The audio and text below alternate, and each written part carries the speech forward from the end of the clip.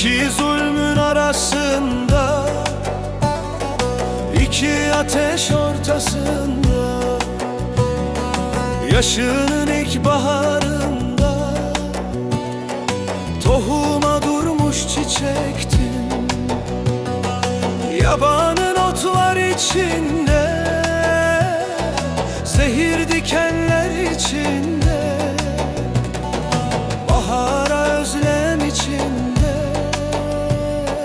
doğum sancıları çektin.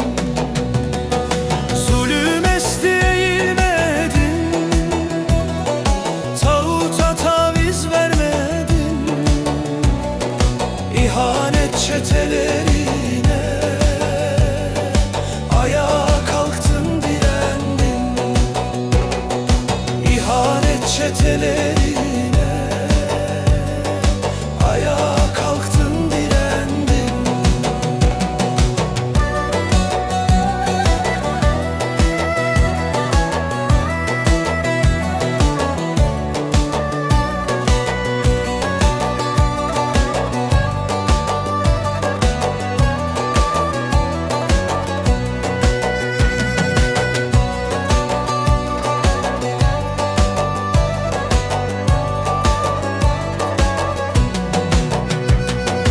Anneler, babalar, gençler, minnacık güzel bebekler, umuda hasret yürekler, Kur'an'ın nurunu bekler.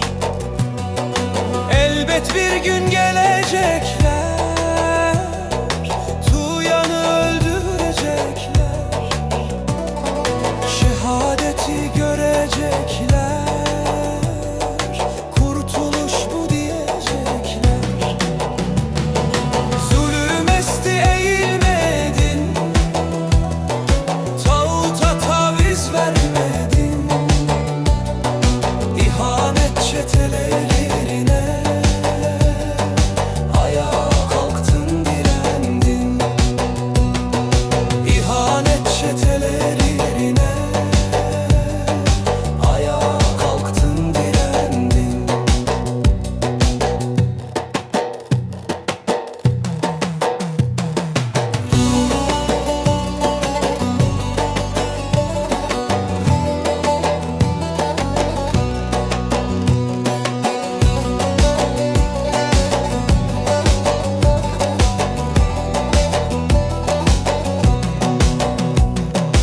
Aziz önder peygamberim, sözünden dönmeyeceğiz.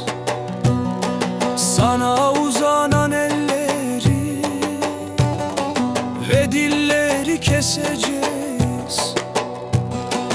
Adın kurtuluş dillerde, yücelerde, yüreklerde, kan kırmızı bahçelerde sana kurban